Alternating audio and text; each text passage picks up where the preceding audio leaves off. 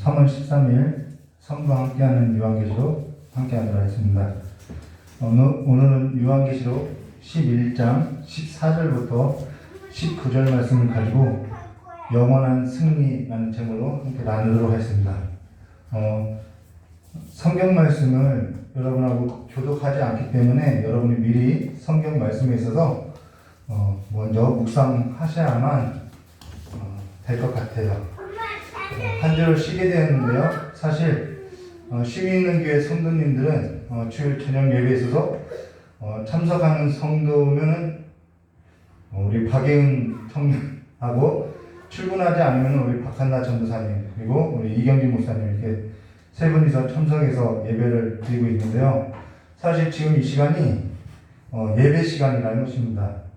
물론 어떤 성도님은 시간을 지켜 드리고 싶어도 드리지 못하여서 영상이 올라오기만을 기다리며 예배하는 성도도 있다는 것이죠. 근데 사실 쉼이 있는 교회 성도에게 드리고 싶은 것은 예배 시간에 있어서 나와서 함께 나눌 수 없다면은 예배 시간이 아니더라도 다른 것으로서 대체하지 마시고 빼먹지 마시고 있는 자리에서 이 하나님께 드려지는 이 예배 시간을 지키고 또 주일 저녁 예배 이 영상 요한계시록 말씀에 있어서 꼭 반드시 빠짐없이 묵상하시기를 주님의 이름으로 축원합니다.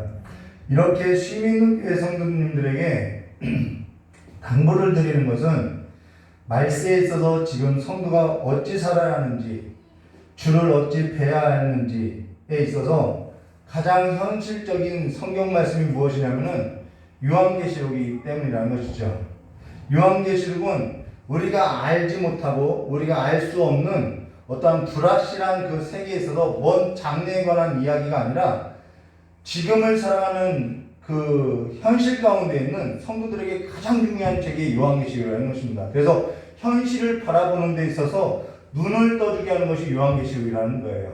그래서 여러분이 꼭 시간을 내서 오늘 함께 나누지 못해도 있는 곳에서 이 요한계시록을 나누시기를 주님의 이름으로 축원합니다. 그러면은 저와 여러분이 요한계시록 9장 1절에 보면은 다섯째 천사가 나팔을 불고 요한계시록 9장 13절 말씀해 보시면은 여섯째 천사가 나팔을 불었던 일에 있어서 함께 나눴는데요. 그러고 나서 계시록 10장 1절과 11장 13절은 삽입구절이었다는 것입니다. 이 여섯 번째 천사가 불었던 나팔과 일곱 번째 천사가 불 나팔 이 마지막 때에 삽입구절이 있었는데 그 삽입구절을 나눌 때에 무엇에 관해서 나눴냐면 펴놓인 작은 두루마리와 두 증인에 있어서 함께 나눴다라는 거예요.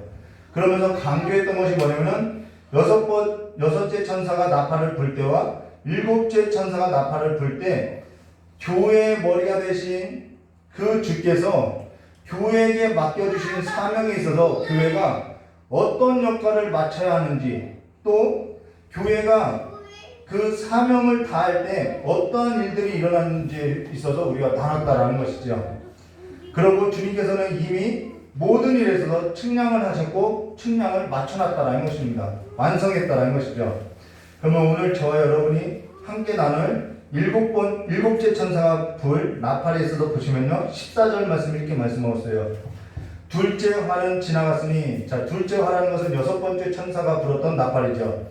둘째 화는 지나갔으니 보라 셋째 화가 속히 이르는도다 라고 이야기했던 것입니다. 그러면은 셋째 화라는 것은 무엇이냐면은 계시록 8장 13절 말씀에 내가 또 보고 들으니 공중에 날아가는 독수리가 큰 소리로 이르되 누구에게요? 땅에 사는 자들에게 화가 있으리니 이는 새 천사들이 불어야 할 나팔 소리가 남아있음이라 하더라 라고 세 개의 화에 있어서 지금 마지막 끝에 관한 화를 말하고 있다는 것입니다. 그로 인해서 계시록 9장 12절에 첫째 화는 지나갔으니 보라 아직도 이후에 화 둘이 있으리라 이것이 여섯 번째하고 일곱 번째라는 거예요. 그리고 오늘 저와 여러분이 나눈 14절에 둘째 화는 지나갔으니 보라 셋째 화가 속히 이르리다라는 것이 바로 일곱 번째 천사가 불 나팔이라는 것이죠. 그러면서 셋째 화에 있어서 오늘 15절과 17절 일곱 번째 천사가 불 나팔에 있어서 보시면요 일곱 일곱째 천사가 나팔을 불매 하늘에 큰 음성이들이 나서 이르되 세상 나라가 우리 주와 그의 그리스도의 나라가 되어 그가 세세토록 왕으로 하시로다 하니 하나님 앞에서 자기 보좌에 앉아있던 24장로들이 엎드려 얼굴을 땅에 대고 하나님께 경배하여 이르되 감사옵나니 옛적에도 계셨고 지금도 계신 주 하나님 곧 전능하신 이여 친히 권능을 잡으시고 왕으로 타시도다 라고 이야기했던 것입니다. 근데 좀 이상한 것이 있다라는 거예요. 그게 뭐냐면요, 성령께서 저와 여러분의 그 지각을 사용해서 깨닫게 하신 분이라고 한다면은 여기 분명 7번째 나팔을 불었던 것에 관해서 셋째 화가 속히 이르는다라고 했는데, 셋째 화란 것은 7번째 천사가 부는 나팔인데 이 셋째 화라고 분명히 얘기했는데 어째서 오늘 저와 여러분이 읽었던 성경 말씀에는 전혀 화라고 볼 만한 내용이 없다라는 것이죠. 그게 이상하다라는 것입니다. 그러면은 성령께서 뭔가 깨닫게 하시고자 우리에게 물음을 던져두었다면은, 우리의 지각에 깨달음을 주고자 어떤 물음이 생기겠다면은 그 일에 있어서 성령의 도움을 구하고 보편적인 방법들을 구하고 찾아야 하는데 우리는 그냥 넘어가더라는 것이죠.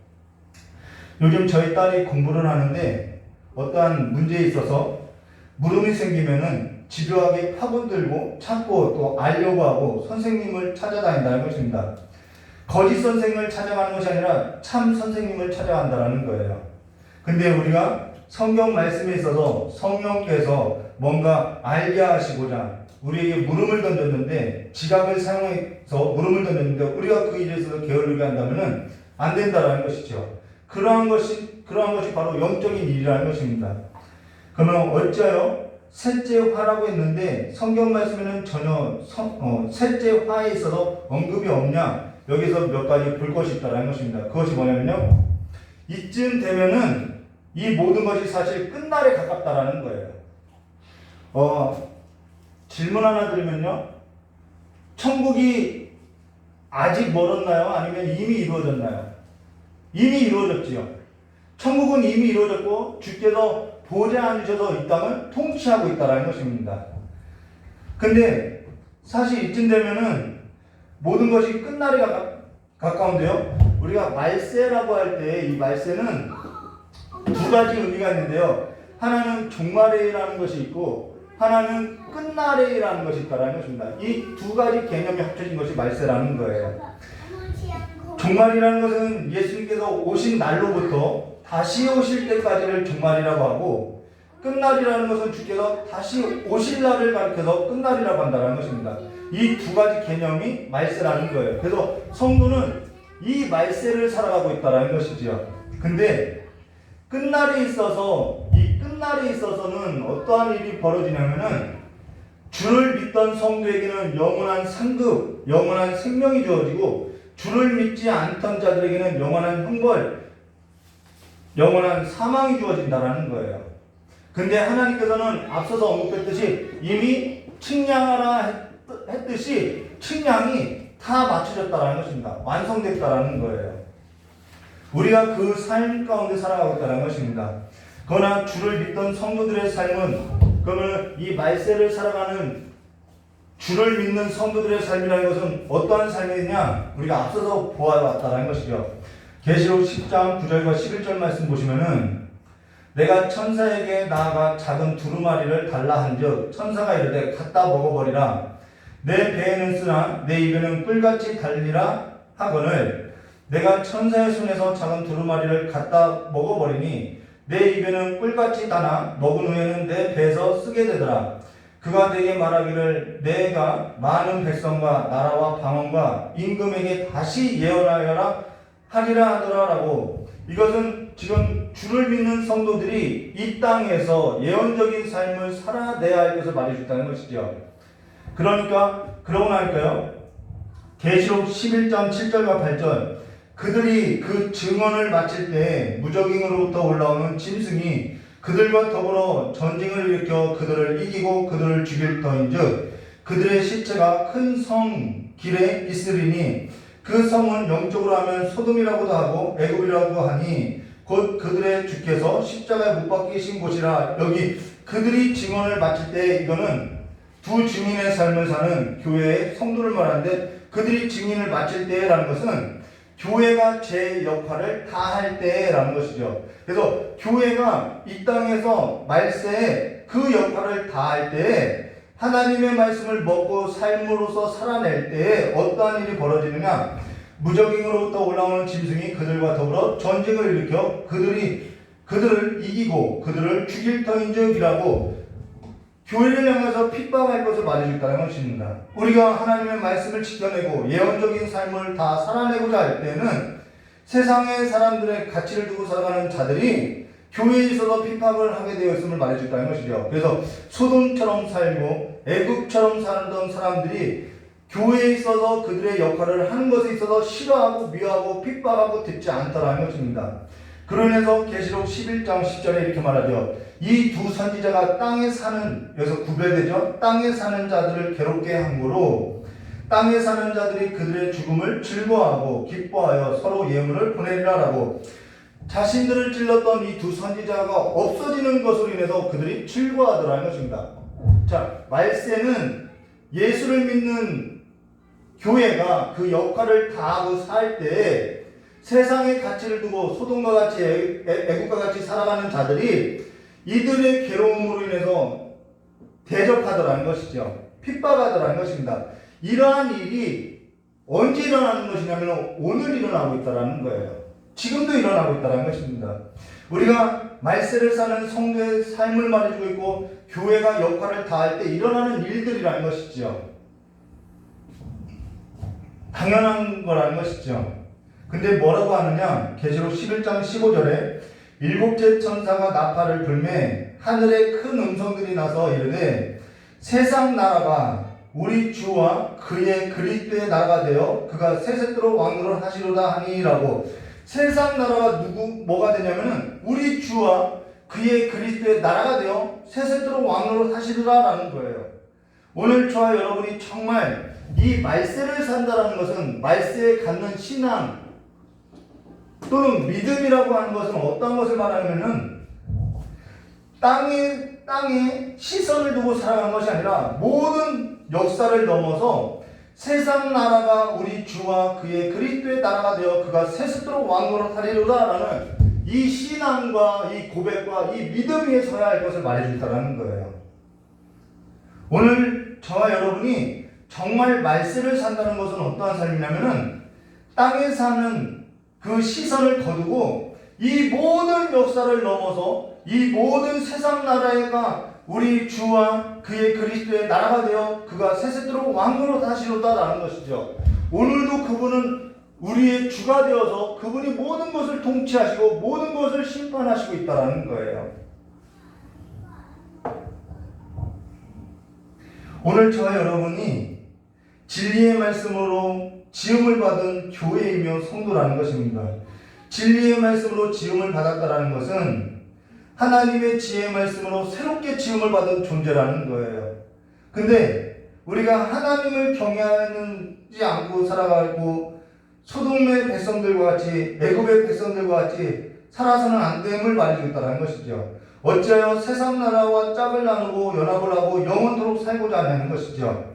우리의 시선을 어디에 두어야 하는지를 말해줬다는 것입니다. 이게 말세를 살아가는 성도들의 삶에 관해서 이야기하고 있다는 거예요. 그래서 여기 16절과 17절에 이렇게 말씀하고 있죠. 하나님 앞에서 자기 보좌에 앉아있던 24 장로가 엎드려 얼굴을 땅에 대고 누구에게요? 하나님께 경배하여 이르되 감사옵나니 옛적에도 계셨고 지금도 계신 주 하나님 곧 전능하신 이여 친히 큰 권능을 잡으시고 왕노로 하시더라라고 하는데 여기서도 뭔가 생략되어 있다라는 것입니다. 그게 뭐냐면요.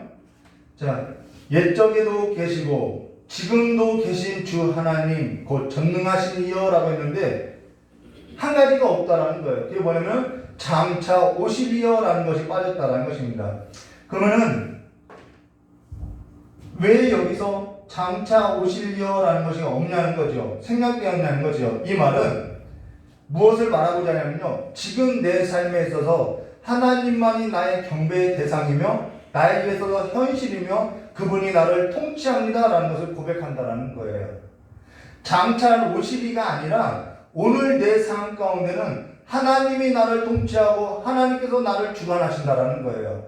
오늘날 이성이 무너지고 감정이 마비되는 그 세속의 가치의 삶의 현장 가운데서 가장 현실이 되는 것은 내 삶에 있어서 살아가게 하는 그 원동력은 오늘 내게 있어서 오직 하나님만을 경배하는 것이며 하나님을 높이는 것이며 하나님이 내 삶에 있어서 가장 현실이라는 거죠.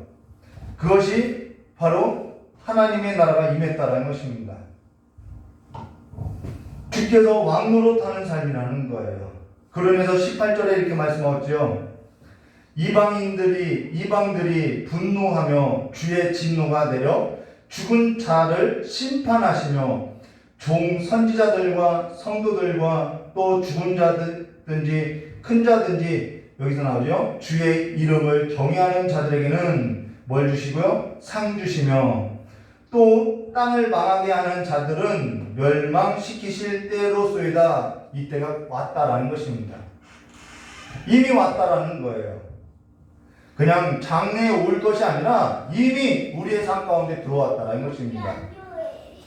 이게 바로 끝날이라는 것이죠. 자, 그러고 나서 19절 뭐라고 하냐면은 이에 하늘에 있는 하나님의 성전이 열리니 성전 안에 하나님의 언약궤가 보이며 또 번개와 음성들과 우레와 지진과 큰 우박이 있더라라고. 하늘에 있는 하나님의 성전이 열리니 성전 안에 하나님의 언약궤가 보이며 라는 것은 하나님의 임재를 상징한다는 것이죠. 그리고 또 번개와 음성들과 우레와 지진과 큰 우박이 있더라라는 것도 하나님의 임재를 말하고 하나님의 심판을 말한다는 것입니다.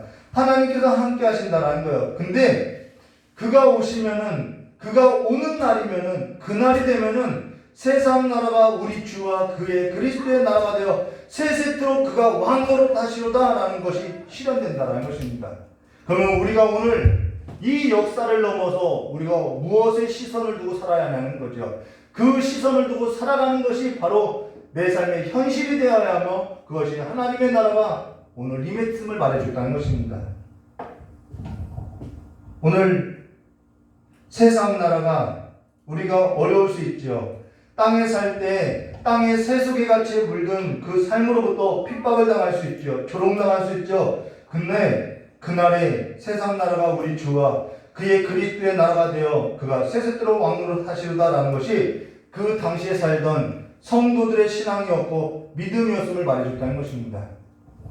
그러고 나서 뭐라고 이야기하냐면 주의 이름을 경외하는 자들에게는 상을 주시며 또 땅을 망하게 하는 자들에게는 멸망시킬 때로소이다 라고 말하고 있다는 것입니다.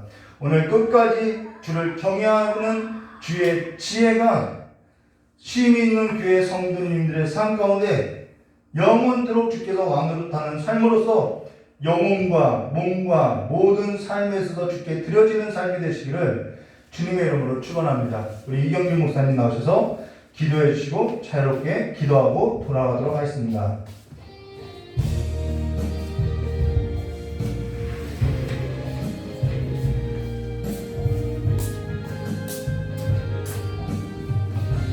기도하겠습니다.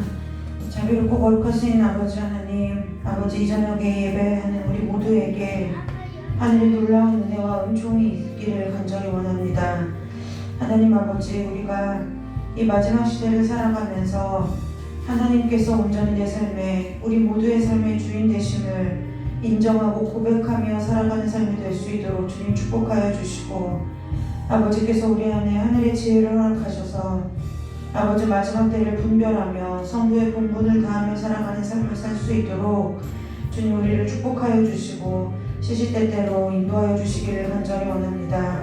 주 앞에 한 주의 첫날을 드리고 새롭게 또 세상에 나아간 우리 귀한 성도들, 저들의 모든 발걸음을 주께서 축복하여 주시고 보호하여 주시며 인도하여 주셔서 아버지 우리가 세상에 살지만 하나님의 나라의 백성으로서의 사명을 다하며 살아가는 한 주를 보낼 수 있도록 주께서 축복하여 주시기를 간절히 원하오며 거룩하고 존귀하신 예수 그리스도의 이름으로 감사하며 기도드리옵나이다.